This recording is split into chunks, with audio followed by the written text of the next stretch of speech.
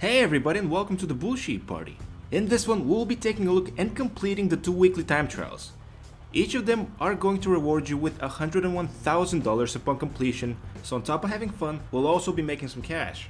We will be starting with the Raton Canyon time trial and then moving on to the Davis Quartz Bandino time trial. If you're here only for the Bandino one, let me save you a little bit of time. With the intro out of the way, we are ready to take off. Well, sort of.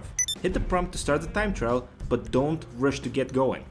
Instead, open your map and go to the end point and set it as your current waypoint. This way you'll be able to use the GPS to help you see what's coming up. Now we just need to restart by holding down the restart button, which for PlayStation 4 is the triangle, and we are ready to start the race. For real this time. I tried several routes during this time trial and I believe this one to be the best. Take a left on the highway immediately after you start. As soon as you see the gravel section to the right of the road, take it and be prepared to jump onto the path in front of you. I found there are 2 difficult sections in this time trial. This is one of them and the other one is at the very end. I'll of course let you know when we get there. During this section I was focused on staying in the lines of the road with using my brakes sparingly, only braking before a really tight corner. Usually when doing time trials with a bike I press up on the left stick so that my character can accelerate faster. Because of the bumpy road here I kept that to a minimum.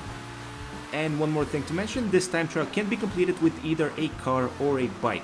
I chose the Shitaro because, well, I'm sort of used to it at this point. But you can choose anything you'd like, of course, aside from the flying cars and bikes. As you can see, this is far from a perfect run, but I was still able to get it. If you mess up in a big way during this time trial, just hold down the triangle button and restart. As soon as we pass under the train track right here, we know that we're at the end. Here is where the second difficult section is. Try and follow my exact line when leaving the road to jump off the mountain. I found myself messing this up several times. The most difficult part of this for me was landing in the right way so that my bike was pointed towards the finish. And here we go, time trial completed, let's move on to the Bandino one. I just had to leave that in, it's so annoying. Anyway, the Bandino time trial is fairly straightforward. Much like the other one that we just completed, precision and staying on the right line takes priority over speed and acceleration. There is one part at the end that I found to be difficult, but I'll let you know when we get there. One of the things that I want to mention here is that unlike the regular time trials, you need to press and hold the right directional button in order to restart the trial. Holding down the triangle will just make you quit the trial. I'm sure that will save you a lot of aggravation. Make sure you use the brake when needed, and if you see that the corner isn't super sharp, just lay off the accelerator and the Bandino will slow down enough for you to make it. As you can see, this was far from a perfect run, but I was still able to get it. As I mentioned earlier, precision is the key here. Depending on the way you want to approach this, either study this video so you know exactly what corner comes after which, or do it several times yourself until you learn the map.